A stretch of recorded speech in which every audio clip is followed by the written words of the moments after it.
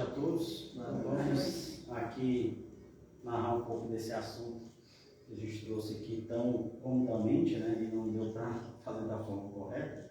Vamos falar aqui de uma figura do cristianismo, do espiritismo, uma figura muito importante, né, chamado Camille Flammarion, né, é um jovem que teve com Allan Kardec, né, ele teve com Allan Kardec quando era adolescente, né, o espiritismo codificado, a doutrina renovadora, né, vai despontar lá em 1957 no Livro dos Espíritos, e esse espírito ele vai reencarnar, ele vai ter um trabalho muito importante na doutrina espírita, né, ele com um arcabouço de conhecimento muito grande, e aficionado por estudar, trabalha na roça de segunda a sexta e tudo de segunda a sábado. Nos domingos ele fica trancado estudando.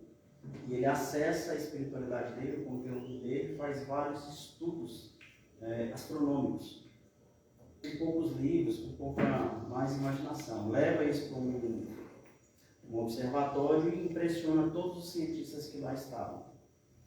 E aí ele ganha uma bolsa de estudo e deixa de trabalhar duramente. E ele conhece então a divulgação da doutrina espírita na França. E ele em Paris vai até a França e leva para Allan Kardec um livro que ele tinha escrito chamado Narrações do Infinito. E esse livro, ele relata uma conversa que ele teve com um espírito que desencarnou, era amigo próximo dele. Esse espírito vai narrar mundos superiores para ele. E aí a gente chama de mundos infinitos, né? Não vai dar para ver, mas aqui a gente dá para ver ele aqui. E, feita a história dele, ele vai ter esse amigo que vai desencarnar e ele acompanha até o momento de desencarne dele. Ele fecha os olhos desse amigo. As mãos trêmulas vão fechar os olhos dele. Né?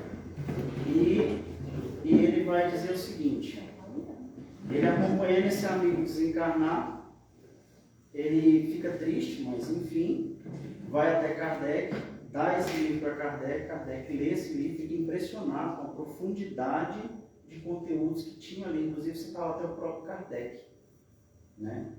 E aí Kardec depois vai fazer uma publicação lá em 1967 na Revista Espírita e cita esse livro lá, cita o conteúdo desse livro pelo conteúdo edificante e renovador de temáticas que a Terra sequer conhecia. Esse conteúdo fala de quê? Ele pergunta para esse espírito, o nome desse espírito chama-se Lume, né? E eles chamam o Flammarion de Coeles. E aí eles vão narrar, eles vão travar um diálogo, vão fazer uma narrativa. E ele fala para ele, né? Diz para mim, como foi o seu desencarne, aonde você foi, onde você está e o que você faz. A maior curiosidade da humanidade é confirmar as teorias da doutrina espírita. E esse espírito vai até, ele fala assim, bom, eu vou narrar com profundidade, não vou me deter em trazer todas as informações que você solicita. Começo narrando que, ao deixar a Terra, fechar os olhos, me projetei em direção ao Sol magnífico. Esse Sol magnífico fica a 48 mil anos distante da Terra, anos-luz da Terra. E o que me impressiona é que quando eu chego a esse planeta anelar, esse planeta eu vejo três figuras. E ao chegar na órbita desse planeta e pisar nesse planeta, eu vi a minha alma atrair átomos para o meu espírito. E a um passo de segundo eu tinha um corpo formado idêntico aos que lá estavam. Eu vi o poder da alma a atrair os átomos constitutivos de um novo corpo, na velocidade descrita na doutrina espírita. Feito igual a eles, com a mesma matéria, com a mesma substância, eu vi que eles reparavam algo, eles olhavam em uma certa direção. E eu percebi que a minha vista era muito ampliada. E olhando, eu vislumbrei a vossa estrela, o Sol, e vi os planetas que gravitavam em volta dela. O que me espantou é porque quando eu forçava a vista nesse planeta, eu via as particularidades desse planeta, como se ele estivesse descortinado aos meus olhos, naquele exato momento. E aí escutando a conversa dos espíritos, eu me botei a observar. E agora eu concentro meus olhos especificamente para uma data da Terra. E ele diz, né? Eu observo que se eu me distancio, eu enxergo presente e passado. Se eu me aproximo, eu enxergo presente. E a primeira revelação que eu te faço é essa: que todas as imagens provocadas na Terra se tornam perpétuas pelo espaço. E o espírito, quando percebe, quer perceber algo de algum planeta, especificamente os espíritos desse planeta, que fica num sol magnífico, rodeado de outro, eu me encontro em Capela, em um dos planetas de Capela. Esse planeta tem, ele vai narrar o que esse planeta tem. Ele vai dizer sobre os habitantes. Um ano desse planeta equivale a 10 nossos. Está a 48 anos mil luz da Terra. Mas eu enxergo com os olhos da alma. A percepção, a intuição e a sensação é tamanha que a Terra demorará muitos bilhões de anos a alcançar. Eu enxergo a Terra a 48 mil anos-luz, sem o microscópio, sem o telescópio, e enxergo muito melhor quando aí eu estive. Eu consigo ver os continentes, os mares, os nevoeiros, as pessoas, as eras, os fatos, os que eu próprio vivi. Porque todo ato que é propagado se propaga pelo universo indefinitivamente. Só que agora eu consigo ir para frente e para trás, dentro desse planeta e observar. Então são seres extremamente evoluídos, com corpos menos grosseiros. O ano deles é um ano que vale a 10 do nosso, e eles não mais usam de alguns meios que nós usamos aqui. Já é um planeta diferente. Está em Capela, rodeado por 2 sóis, animado por outros 2. Então, sistema binário de Capela de 2 sóis, animado por outros 2, que são 4. E o que é impressionante é que eu enxergo com a alma e não com os olhos. E quando eu olho para o Sol, eu consigo eliminar a fonte iluminadora. Por isso eu consigo ver os detalhes do planeta. É comum para esse planeta observar 15 estrelas próximas à sua. E nós conseguimos diagnosticar todo o avanço dessa parte intelectual desse planeta, a parte moral desse planeta e todos os eventos que ainda aconteceram ou estão acontecendo nesse momento. E ele impressiona, né? Porque ele vai dizer que as forças da natureza são desconhecidas totalmente do homem ainda. O homem só arranha a superfície do que é a natureza. Ele fala: vocês dizem aí que a velocidade da luz é o que há mais potente. Vão descobrir no futuro que o pensamento ainda é muito superior à luz. E a atração, que é uma força da natureza, ainda é mais rápida do que o pensamento do que a luz. A atração é instantânea. E aí surpreendeu muito Kardec, porque Kardec vem falando de velocidade, lá está uma parte que ele fala, e ele fala que a atração ainda é uma força da natureza que de forma instantânea ela aproxima, e pela atração ele consegue ver. E fora esses 15 planetas, esses 15 sóis, estrelas que gravitam em volta, ele vê a visão difusa. Então ele vai fazer um panorama em volta desses 15 planetas e vai descrever cada um desses planetas na sua totalidade. Ele começa aí esse Corens, que é o Camille Flammarion, com seus 19, 20 anos, ele pede: então olhe para a Terra e me diga o que você vê agora. E aí ele fala: primeiro eu digo para você, se você olhar da Lua, se eu pegasse um ser humano e levasse para a Lua, o que acontecesse na Terra, ele ia saber no passado, de 1 segundo, 4, tempo depois que aconteceu. Se eu pegasse um segundo e levasse para fora da Lua, ele observaria a sua realidade 2 segundos depois, ou seja, o seu presente para ele já passava de 2 segundos. E se eu levasse alguém ao Sol, levaria 8 minutos com 34 segundos. Então, quando um raio sai do Sol, chega na Terra, o que nós recebemos aqui é o passado. O Sol já tem 8 minutos na nossa frente. E o que eu estou dizendo com isso? Que tudo que a gente observa, tudo que a astronomia estuda, tudo que a astronomia diz descobrir, que agora descobriu, é exemplo de Capela, há 48 mil anos-luz da Terra, Capela é muito diferente. A realidade que nos chega é a realidade de 48 mil anos-luz atrás. Ou seja, a capela está 48 mil anos na frente. E assim é a astrologia. Já se sabe que tudo que a gente observa lá fora é passado.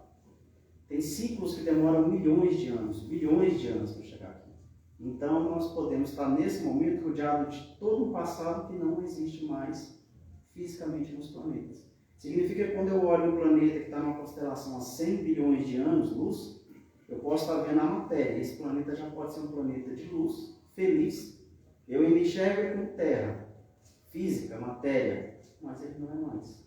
Porque quantos anos se passou na evolução daquele planeta? E é isso que ele disse. Então ele vai descrever esses 15 planetas, vai descrever as encarnações que ele teve em algum desses planetas, e aí é bem profundo, que é uma forma que ele vai falar, as formas de vida, de almas, de corpos e de evolução. Ele vai citar um planeta que ele diz que é um planeta que não tem reino animal. Ele fala que só tem um reino vegetal nesse planeta. O planeta todo só tem reino vegetal. Não existe o hominal, não existe o hominal e o animal. Mas lá são chamados de homem-árvores. Porque as árvores têm a mesma inteligência que a gente, se não mais. Então, ele vai dizer, é um estágio evolutivo diferente do que se constitui na Terra. O Evangelho prospera, é o mesmo, está também sobre a egídia de um outro Cristo, mas é um planeta só vegetal.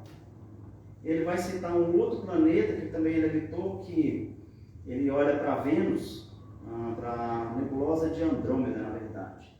Ele vai citar que esse planeta é gasoso e líquido, e tudo é rosa, e nada tem forma.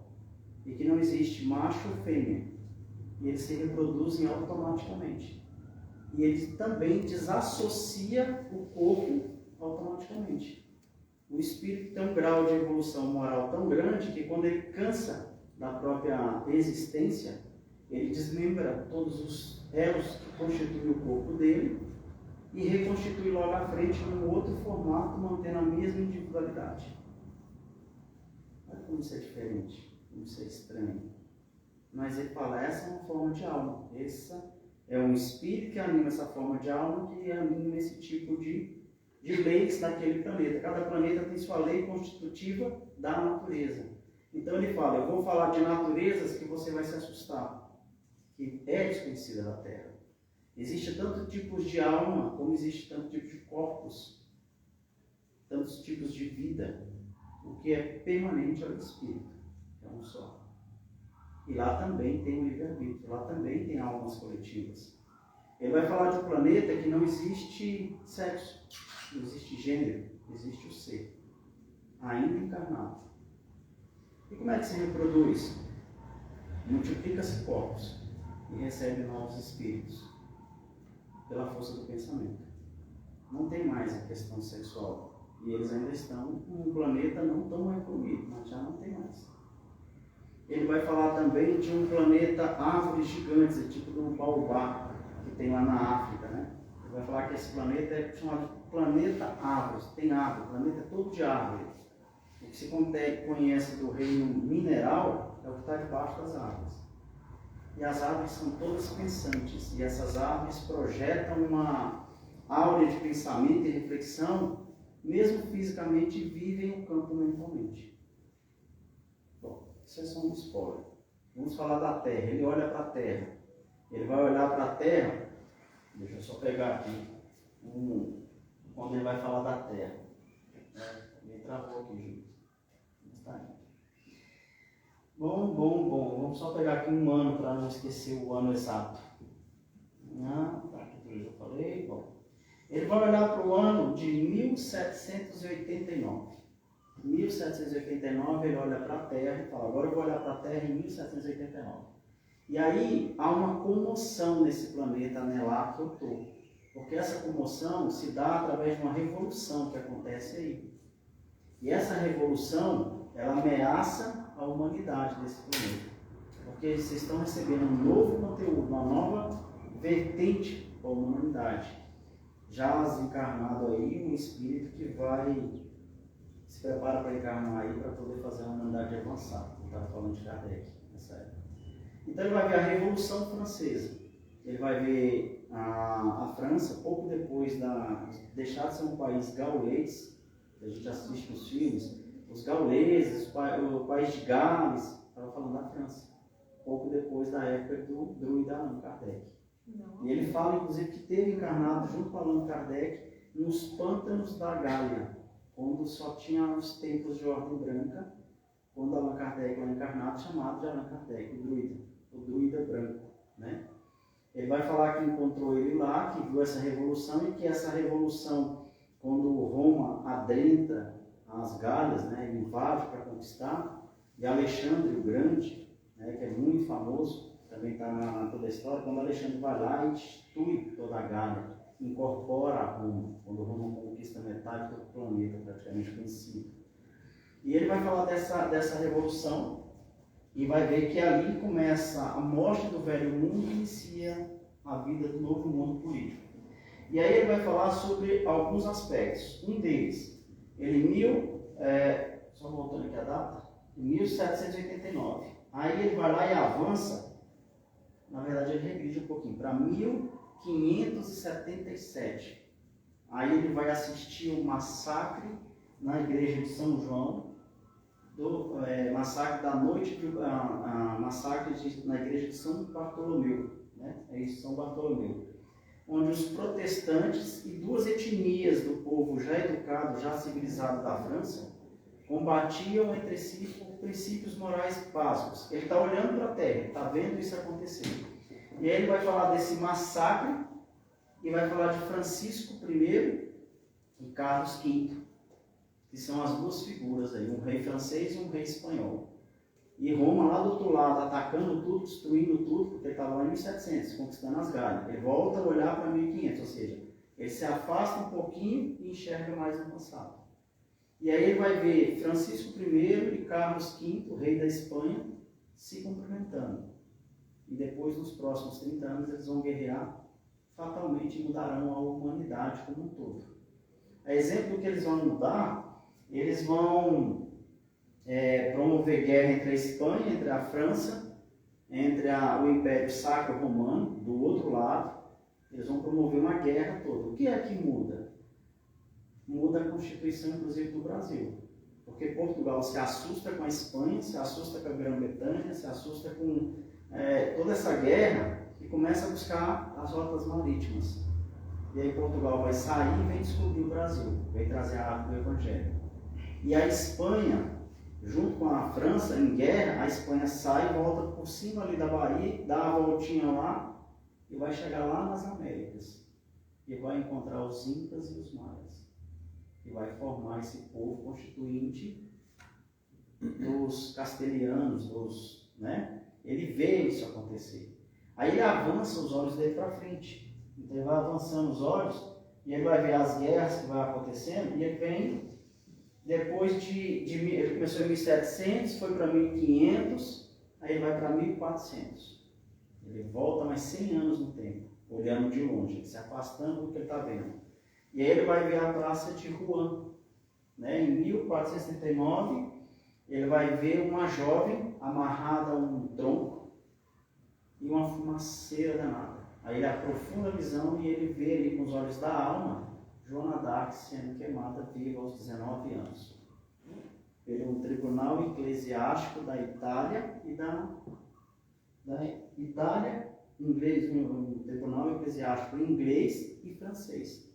O que é curioso é que Joana d'Arc, quando ela vai desencarnar aos 19 anos, era uma virgem, a maior médium que o Brasil tinha tido até então, e vai ser canonizada pela França como santa padroeira da França.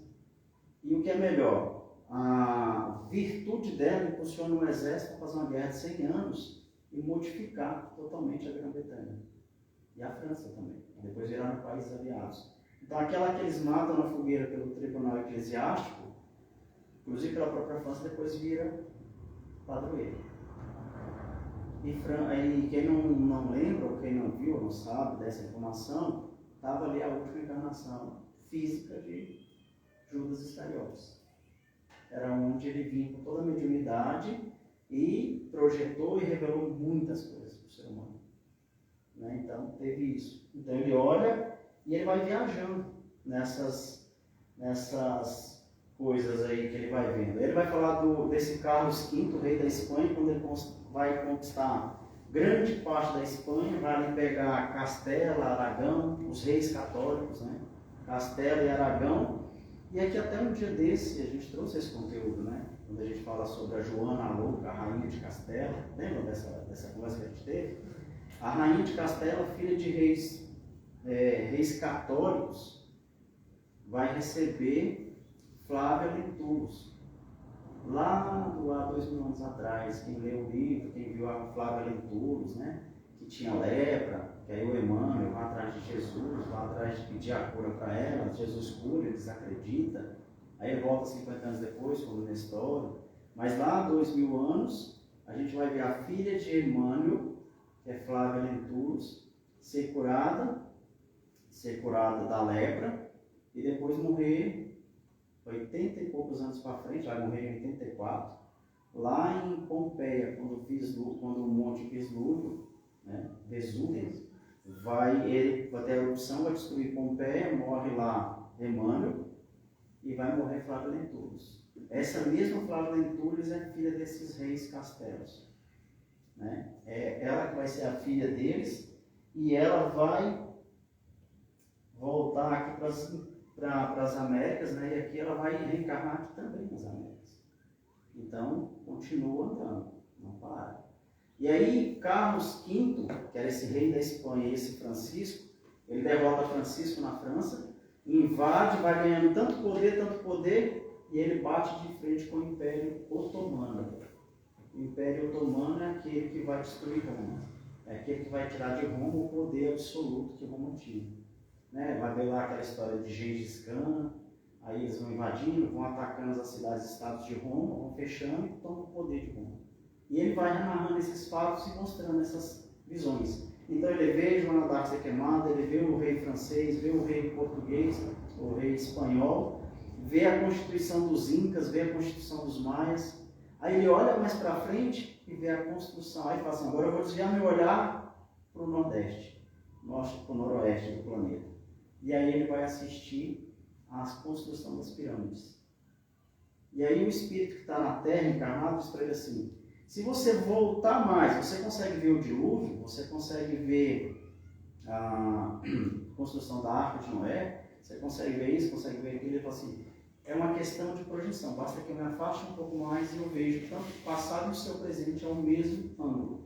E eu consigo registrar, porque eu vejo com a alma, não vejo com os olhos. E tudo que eu te narro, eu vejo sem a ajuda de nenhum aparelho. Eu vejo só com poder, porque é característica desses habitantes desse planeta. A natureza que desenvolveu a intelectualidade deles, o moral deles é tão forte que eles conseguiram ver só o seu, mas todos os planetas. Inclusive, nesse momento, eu olho para o seu sol e consigo anular a luz dele, para que eu possa enxergar os detalhes do que eu estou vendo para lá. E aí ele vai narrando os fatos. E aí vem o Império Otomano, destrói tudo e derruba Roma e ressignifica o planeta. Porém, os incas, os maias, os astecas, os toltecas e os índios brasileiros já estavam sofrendo todo tipo de miscigenação. Porque fala que a Amazônia é do Brasil, mas ela é, né, invadida dos dois lados. E aí a gente vai ter os africanos vinhos, os portugueses vinhos, então misturou, miscigenou e a árvore do evangelho foi transportada. E muito judeu aqui também. Aqui tem umas imagens bacanas, não vai dar para a gente ver as imagens. E aí aqui ele começa a fazer o seguinte, ele olha para Jerusalém.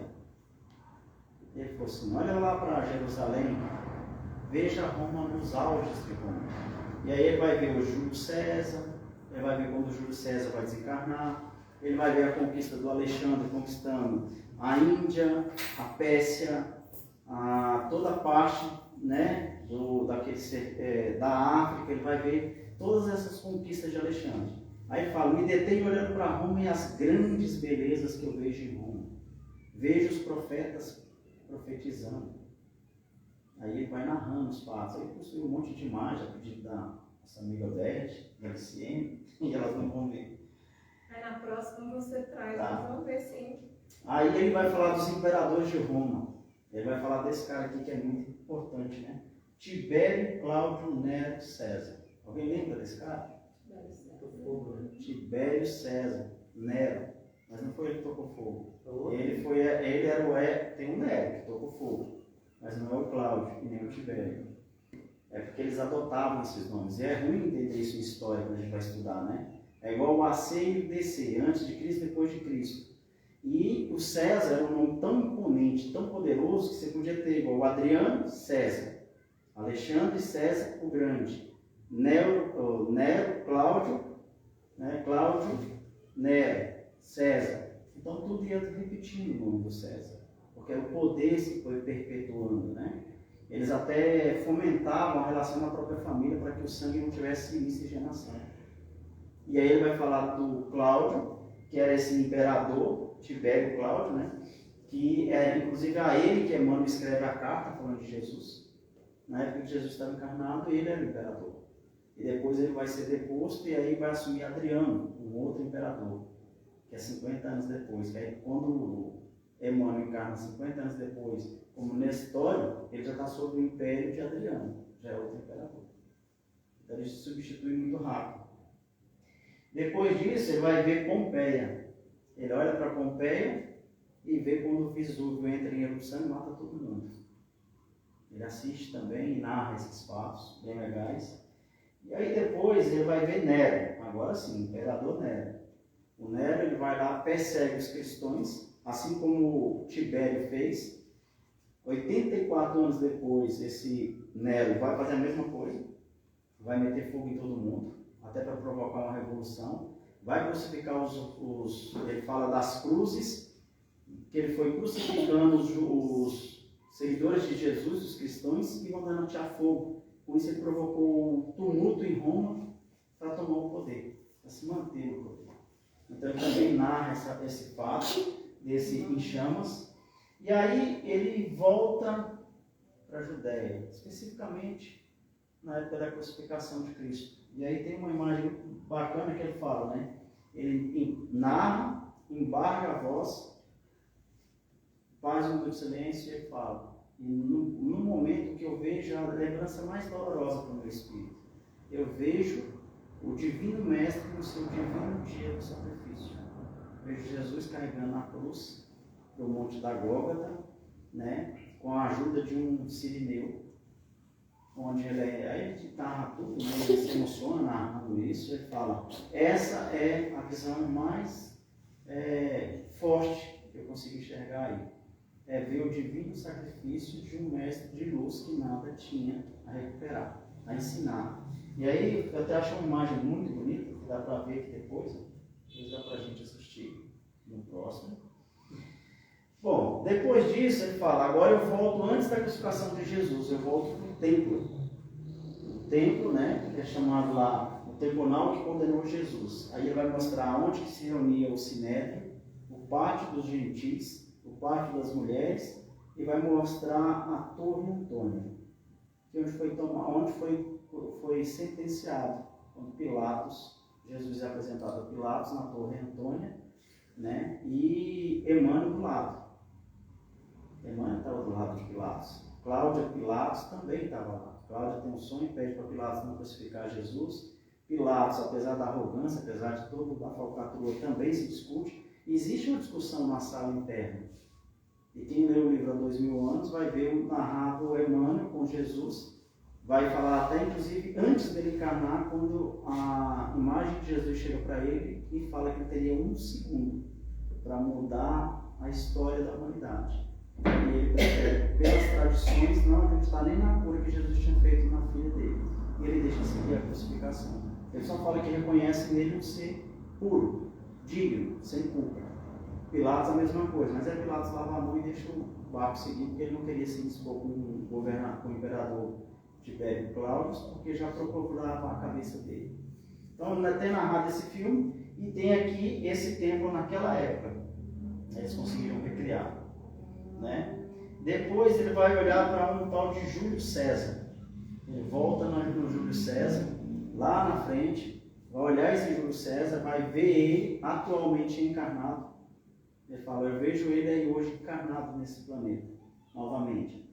E vejo ele também lá nas Galhas, quando Vercingetorix, era um nome gaulês, de um soldado gaulês que lutava contra o Império de Alexandre, né? Alexandre conquista, morre e ele continua fazendo a rebelião. Aí Alexandre vai voltar como César e ele vai se render para ele. Como Júlio César, que era uma das outras encarnações de Alexandre, ele vai se render e vai entregar as Gálias. E aí o que deixa ele triste é que Alexandre manda, como Júlio César, manda decepar a cabeça de todo mundo lá. E ele fala, e o que eu vejo é a personalidade, um espírito e duas personalidades, porque eu vou ver o mesmo Alexandre que tomou as Gálias, depois defender as Gálias. Porque quando era Gália, é porque ainda não era França e Itália. Aí vira França e Itália, ele vai ser o Napoleão Bonaparte. Então, uma das encarnações de quem destronou a Gália, que acabou com a Gália antes de virar, né, foi o Alexandre, quando ele fez o cerco e acabou com as guerras gálicas, né, que tinha lá. Depois ele vai ser defensor, já em fase de recuperação. Aí vai ser Napoleão III. E aí também tem umas imagens legais aqui, ó. Seria esse o Júlio César, né? Aí tem a computação gráfica que traz ele para a atualidade. E aí, o mesmo Alexandre que conquista as Gálias, né? Ele vai ser Napoleão III. É o mesmo, né? Inclusive ele gostava da mesma paixão, né? Do cavalo de raça, o cavalo negro, o cavalo, né? Enfim, ele vai ali conquistar. Você vai botar a mão? Napoleão Bonaparte, não foi Júlio César que você falou que foi a encarnação? Ou É porque assim, Júlio César é a encarnação depois de Alexandre. É Alexandre, Júlio César e depois Napoleão Bonaparte. Ah, tá. Não, compreendi. Obrigada. É porque a gente foi andando, né? Escapou um pouquinho. E aí ele volta mais no tempo, né? Ele vai voltar um pouco mais no tempo agora. Aí ele vai ver o quê? Ele vai ver a construção da Mesopotâmia. Lembra que a gente falou das Báctrias da Mesopotâmia, que seriam aquelas torres, aqueles aligatos lá gigantescos, porque eles tinham a vontade de alcançar a terra. Aí ele vai ver a Índia, o Conselho das Índias, ele vai ver o comércio se formando, ele vai ver Isaías profetizando. Isaías está lá antes de Jesus. Depois ele está lá junto com Jesus, né? Com João Batista. Então ele vê antes, então ele fala. Se eu olhar para uma criança, eu vejo ela como criança, vejo ela como pai e vejo ela como avô. Os três parâmetros ao mesmo tempo. Então por isso que ele consegue narrar coisas de 100 anos para frente ou 100 anos para trás. E assim sucessivamente. Ele sai, Camilo Flammarion, ele sai em corpo mental, por isso que ele conseguia ver, né? Nesse caso, ele estava recebendo de um espírito que estava lá no planeta de Capela, um dos planetas que rodeia a estrela de Capela. Porque aí, aqui eu estou narrando uma narrativa que ele fez, como uma psicografia. O espírito de lá conversando com ele psicograficamente, ele anotando e construindo esse diálogo e esses fatos que ele foi trazendo. Mas sim, depois que Camilo Flammarion desencarna, muito antes de desencarnar, ele já conseguia ter projeção astral. Inclusive em Sacramento, na cidade de Sacramento, Eurípides Bassanufo tem muito material de Camilo Flammarion. Né? Tem bastante carta psicografada. Ele vai editar vários livros. Essas histórias, essas narrativas, pertencem a um só livro dele que eu já li, né? Que é Narrações do Infinito. E aqui eu estou trazendo só visões, só um discurso, né? Mas o livro é bem mais profundo, traz muito mais detalhes. Urânia também. A Urânia é um livraço também. Então ele vai escrever e vai trazendo muito conteúdo. Mas sim, Camilo Flammarion, ele estava ali com uns 16, 19 anos junto com Kardec, e depois ele tem uma vida longínqua, vai viver 79 anos. E ele vai desenvolver profundamente a mediunidade dele. Ele vai fazer um trabalho, assim como Kardec, de mostrar muito conteúdo. Né? Então ele vê as construções da pirâmide, vê a China se formar, vê os mercados se formar, vê Isaías, vê as pirâmides lá sendo formadas. Ele volta um pouquinho e ele volta lá na época da Grécia, vai ver Platão falando de Atlântida. E ele também confirma. Ele fala, pouco tempo agora eu vi um sábio que teria uma missão grande de falar de uma cidade afundada chamada Atlântida. E ele fala até a posição que combina com o mapa. E esse mapa cientificamente já foi provado, inclusive a cidade de Atlântida já foi achada, já tem até a posição dela. Aí fala de Atlântida, fala de Lemúria, ele vai falar de tudo isso. Ele vai falar agora, olha para Gali e veja os druidas, né? E aqui nesse ponto ele cita, inclusive esse druida está encarnado aí, agora, é seu amigo, você conheceu ele recentemente. E aí ele vai mostrar para Kardec entende, né? E ele fala da atração, fala dos movimentos celestes, e ele fala que a luz, da forma que a gente vê, a gente nem entende a luz. Ele fala, a própria luz não tem matéria luminosa. E um dia vocês vão descobrir isso. E aí um dia eu lembro de uma conversa minha do Júlio, indo lá para uma cidade, quando a gente fala uma coisa, um conceito, né? Bem legal para a gente falar. A luz. A ciência diz assim, 95% do universo é feito de matéria escura. Então tudo que a gente vê, tudo que a gente percebe é 5%. E onde está esses 95% que a gente não consegue imaginar o que seja? Né? E aí eu cruzo com essa informação que ele dá. A luz, né, inclusive, tem fontes luminosas. E aí o Júlio, a gente conversando, eu falei para ele que teve um cientista agora recentemente, Boron Higgs, ele vai dizer sobre isso, né? Que o que a gente consegue ver é a luz quando desacelera. Ela densa. Então a luz no seu estado natural, para nós é imperceptível. A gente chama de matéria escura. Então tudo que eu vejo é a luz que desacelerou de uma velocidade que eu entendo ser perceptível para o meu espírito e para meu corpo.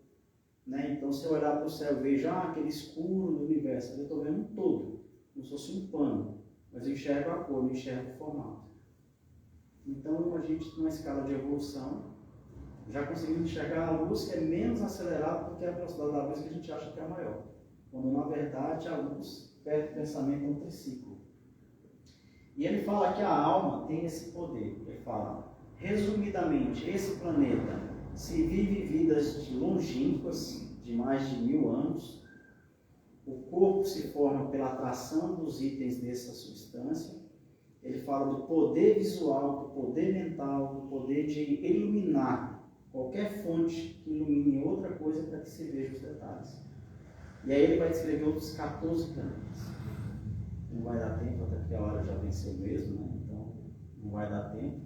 Ficamos aqui com essas narrativas, com as coisas que a gente conseguiu trazer, e ele fala que o espírito vai estar pronto para a eternidade quando ele entender que ele só é parte de uma engrenagem, que vida mesmo é espiritual. A gente adentra a vida espiritual quando a gente tem os princípios renovados. E ele, para resumir, ele fala, vocês vão ter que reaprender o significado das forças da natureza, e que a natureza é muito maior do que o homem supõe ser. Natureza não é o ser vivo somente. Natureza não é só a planta, não é só o animal.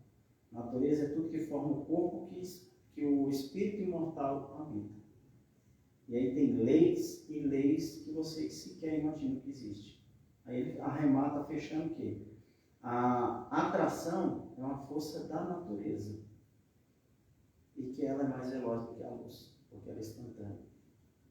E essa foi uma das informações que mais chocou o Kardec. Então é isso, não dá para alongar muito, né? Então agradeço aí. Pena que a gente não pode ver as imagens, não tinha mais detalhes. Fica na próxima. No próximo Bate no Horário, Bate Canal, estaremos aqui e o Júlio vai trazer os cabos da próxima. É isso, obrigado e até a próxima.